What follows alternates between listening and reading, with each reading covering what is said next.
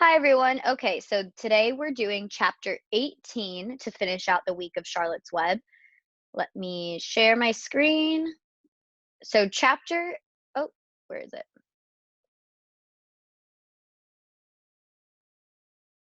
There we go. Okay, so chapter 18 is called The Cool of the Evening. In the cool of the evening, when shadows darkened the fairgrounds, Templeton crept from the crate and looked around. Wilbur lay asleep in the straw. Charlotte was building a web. Templeton's keen nose detected many fine smells in the air. The rat was hungry and thirsty. He decided to go exploring.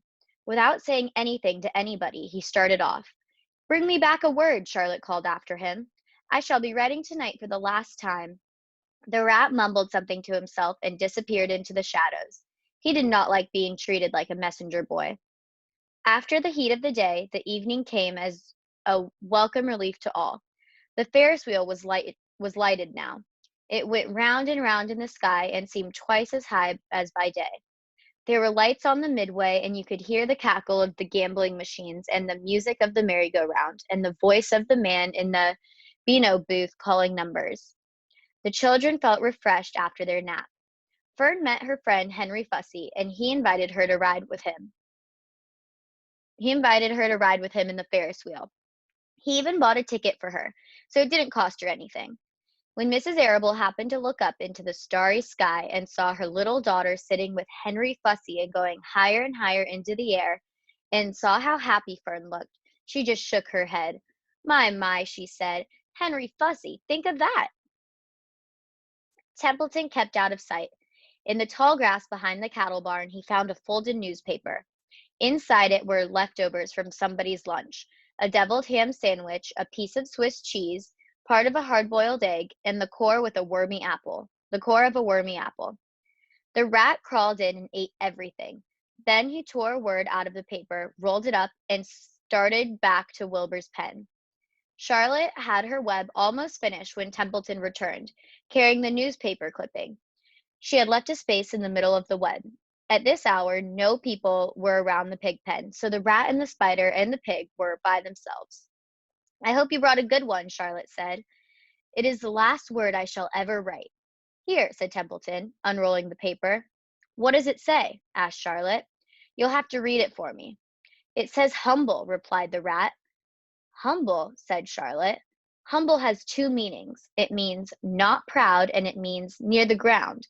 That's Wilbur all over. He's not proud and he's near the ground. Well, I hope you're satisfied, sneered the rat. I'm not going to spend all my time fetching and carrying. I came to this fair to enjoy myself, not to deliver papers. You've been very helpful, Charlotte said. Run along if you want to see more of the fair. The rat grinned. I'm going to make a night of it, he said. The old sheep was right. The fair is a rat's paradise. What eating and what drinking, and everywhere good hiding and good hunting. Bye-bye, my humble Wilbur. Fare thee well, Charlotte, you old schemer. This will be a night to remember in a rat's life. He vanished into the shadows. Charlotte went back to her work. It was quite dark now. In the distance, fireworks began going off, rockets scattering fiery balls in the sky. By the time the Arables and the Zuckermans and Lurvy returned from the grandstand, Charlotte had finished her web. The word humble was woven neatly in the center. Nobody noticed it in the darkness. Everyone was tired and happy. So here's Templeton. Fern and Avery climbed into the truck and lay down. They pulled the Indian blanket over them. Lurvy gave Wilbur a forkful of fresh straw. Mr. Arable patted him. Time for us to go home, he said to the pig. See you tomorrow. The grown-ups climbed slowly into the truck, and Wilbur heard the engine start, and then heard the truck moving away in low speed. He would have felt lonely and homesick had Charlotte not been with him. He never felt lonely when she was near. In the distance, he could still hear the music of the merry-go-round. As he was dropping off to sleep, he spoke to Charlotte. Sing me that song again, about the dung in the dark, he begged. Not tonight, she said in a low voice. I'm too tired. Her voice didn't seem to come from her web. Where are you? Asked Wilbur. I can't see you. Are you on your web? I'm back here, she answered, up in this back corner. Why aren't you on your web? Asked Wilbur. You almost never leave your web. I've left it tonight, she said. Wilbur closed his eyes. Charlotte, he said, after a while, do you really think Zuckerman will let me live and not kill me when the cold weather comes? Do you really think so? Of course, said Charlotte. You're a famous pig and you are a good pig. Tomorrow you will probably win a prize. The whole world will hear about you. Zuckerman will be proud and happy to own such a pig. You have nothing to fear, Wilbur. Nothing to worry about. Maybe you'll live forever. Who knows? And now, go to sleep. For a while there was no sound. Then Wilbur's voice. What are you doing up there, Charlotte? Oh, making something, she said. Making something, as usual. Is it something for me? Asked Wilbur. No, said Charlotte. It's something for me, for a change. Please tell me what it is, begged Wilbur. I'll tell you in the morning, she said. When the first light comes into the sky and the sparrows stir and the cows rattle their chains, when the rooster crows and the stars fade, when early cars whisper along the highway, you'll look up here and I'll show you something. I'll show you my masterpiece. Before she finished the sentence, Wilbur was asleep.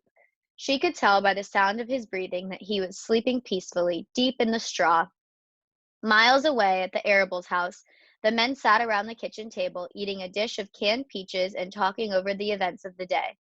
Upstairs, Avery was already in bed and asleep. Mrs. Arable was tucking Fern into bed. Did you have a good time at the fair? She asked as she kissed her daughter. Fern nodded. I had the best time I have ever had anywhere, any time in all of my whole life. Well, said Mrs. Arable, isn't that nice? Okay, so that was chapter 18. So yesterday we talked about why humble would be a good word for Wilbur, and now we see in this chapter. So you were kind of making a little prediction before you knew that Charlotte was going to write humble in her web. I wanted you to think about why would humble be a good word for Wilbur, and really think of what makes Wilbur humble. How is he a humble pig? So hopefully you wrote that down yesterday and turned it in, because now we're seeing it in Charlotte's web. And today we're going to look at um, so in this chapter, after the fair, Fern tells her mother, I had the best time I've ever had anywhere, anytime in all my whole life.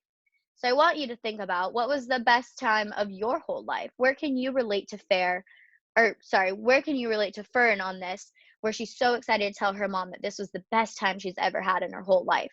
So in our Zoom, we're going to talk about this, but if you missed the Zoom, then I'll have you write it down in your reader's notebook instead.